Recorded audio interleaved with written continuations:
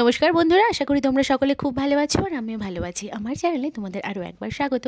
তো গতকাল ছিল একটি বিয়েবাড়ি, তো সেই বিয়েবাড়িতে যাওয়ার জন্যই আমরা রেডি হয়ে একটু ফটো ভিডিও তুলছিলাম। তো তারপর আমরা হেঁটে হেঁটে চলে গেলাম বিয়েবাড়ি। আমাদের বেশি দূরে না, আমাদের বাড়ি থেকে কাছেই বিয়েবাড়িটি ছিল।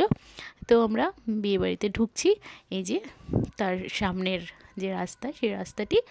আর ভীষণ ভালো আয়োজন করেছিল বিয়েবাড়িতে, একদম অভিনব একটি আয়োজন করা হয়েছিল। তো ভীষণ সুন্দর, ভীষণ ভালো হয়েছে, সমস্ত কিছুই খুব ভালো লেগেছিল। ডেকোরেশন থেকে শুরু করে সমস্ত কিছুই, মানে সব কিছুর মধ্যে একটা নতুনত্বের ছোঁয়া ছিল। তো আমরা বিয়েবাড়িতে গিয়ে প্রথমেই কনেকে গিফট দিয়ে, মানে কনে মানে মেয়ে, যেহেতু ওর এখনও বিয়ে হয়নি, তো বিয়ের কনেকে গিফট দিয়ে আমরা একটুখানি বসে চলে গেছিলাম স্টলে, অর্থাৎ যেখানে স্টার্টার সব আইটেমগুলো ছিল সেখানে আমরা চলে গিয়েছিলাম।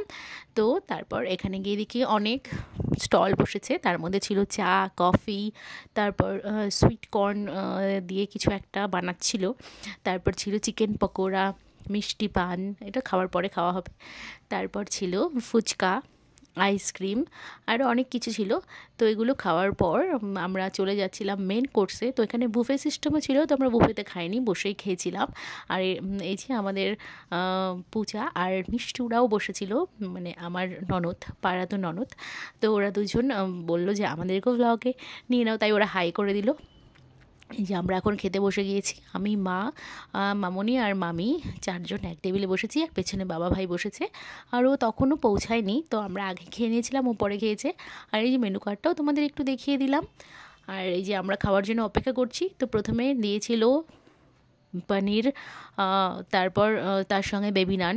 তো তারপরে চলে আসলো প্লেন ভাত, স্যালাড, তারপরে ভেজ ডাল, আর ছিল চিংড়ি মাছের মালাইকারি, যেটা ভিডিও করতে আমি ভুলে গেছি। তো তারপরে ছিল কাতলা মাছের কালিয়া, ট্যাংরা মাছের চচ্চড়ি, আর ছিল বেগুনি, আর সবশেষে ছিল পোলাও, বাসন্তী পোলাও আর মাটনটা ভীষণ সফট ছিল। তো আমরা খাওয়া দাওয়া করে তারপর খেয়েছিলাম মিষ্টি, সন্দেশ, দই, এগুলো, চাটনি। তারপর আমরা নিয়েছিলাম সবাই মিলে মিষ্টি পান, আর মিষ্টি পান খেয়ে নিয়ে আমরা চলে এসেছিলাম যেখানে মেন স্টেজ, যেখানে বিয়ে হবে। তো ততক্ষণে বরকে আনতে চলে গিয়েছিল। তো আমরা একটু ওয়েট করছিলাম যে বরকে দেখেই যাব। আর এখানে ভীষণ সুন্দর অনুষ্ঠান হচ্ছিল। তো এখানে অনুষ্ঠান সঞ্চালনার জন্য একজন ছিলেন। তো এটা আমি প্রথম দেখলাম বিয়েবাড়িতে যে সঞ্চালনার কাজ, এটা তো ভীষণ ভালো লেগেছে আমার, সমস্তটাই ভীষণ অভিনব ছিল। তো এখানে বর চলে এসেছে, এই যে বাচ্চা কাচ্চারা সব দৌড়াদৌড়ি করছে। তো এখানে সব কিছু লাইটিং থেকে শুরু করে ডিজে থেকে শুরু করে ভীষণ সুন্দর সব ব্যবস্থা করা হয়েছিল।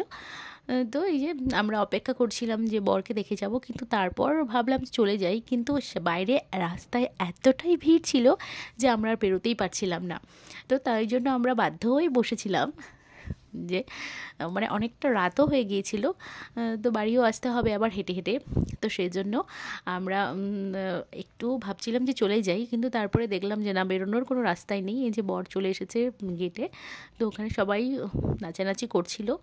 আর এই যে ভেতর তোমাদেরকে দেখানোর চেষ্টা করেছিলাম বরের মুখটা, কিন্তু পারলাম না দেখাতে। দূর থেকে আমি অনেক ভিডিও করছিলাম। এবার নিজের বাড়ির হলে আলাদা ব্যাপার, অন্যের বাড়িতে একটু ভিডিও করতে ভীষণ একটা সংকোচ বোধ হয়। তো যেটুকু করেছি সেটুকুই তোমাদের সঙ্গে শেয়ার করলাম। ভিডিওটি তোমাদের কেমন লাগলো কমেন্ট করে আমাকে অবশ্যই জানিও। যদি ফেসবুক থেকে দেখে থাকো তাহলে আমার পেজটিকে ফলো করে দিও, আর যদি ইউটিউব থেকে দেখে থাকো তাহলে অবশ্যই আমার চ্যানেলটিকে সাবস্ক্রাইব করে দিও।